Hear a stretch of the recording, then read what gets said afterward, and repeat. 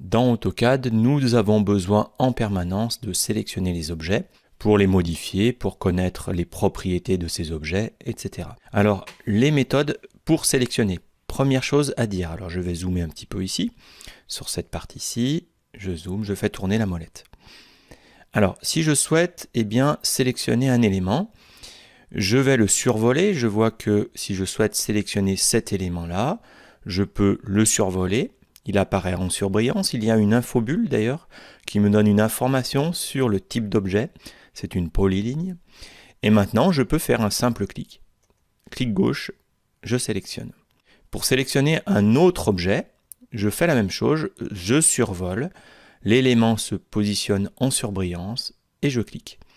Donc pas besoin de raccourci clavier pour additionner les sélections.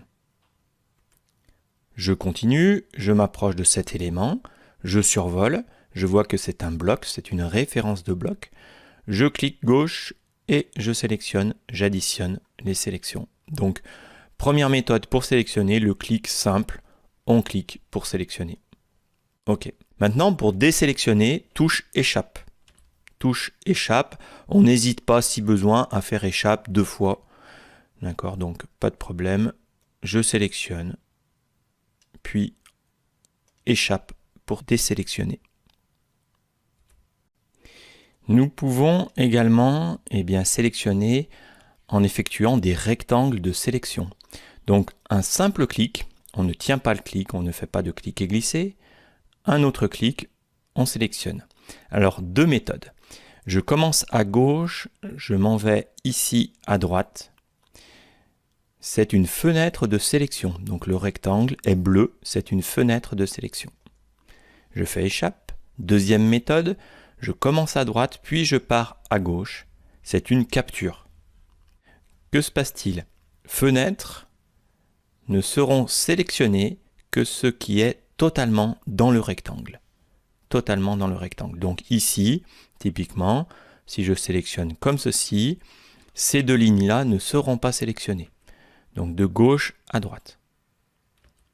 Si je commence à droite, je m'en vais à gauche, seront sélectionnés les éléments totalement et partiellement dans le rectangle. Donc tout ce qui touche le rectangle sera également sélectionné.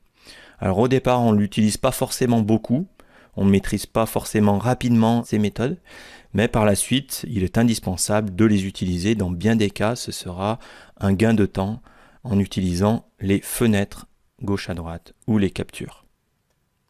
Donc pendant la mise en pratique, vous verrez qu'on utilisera très souvent ces méthodes-là pour sélectionner.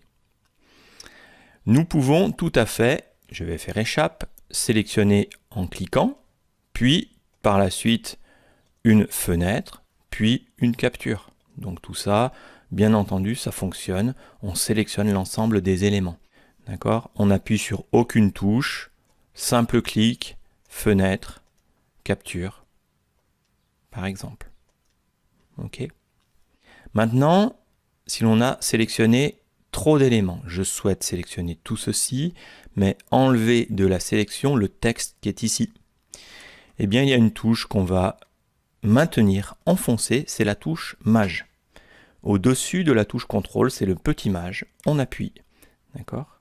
Un petit signe moins apparaît quand on s'approche d'un élément que l'on souhaite enlever de la sélection. Donc on tient enfoncé Maj et on clique, tout simplement. Maj, clic, le petit moins apparaît.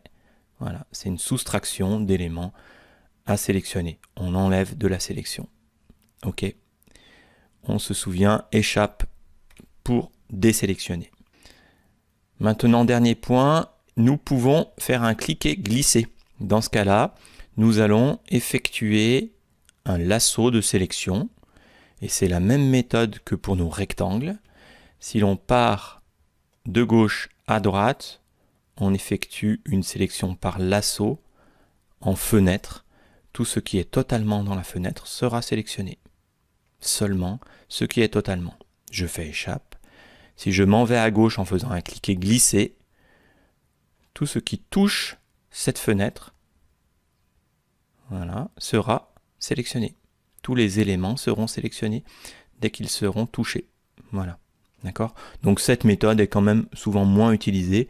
Finalement, les simples clics pour effectuer des rectangles de sélection, fenêtres et capture sont souvent largement suffisants.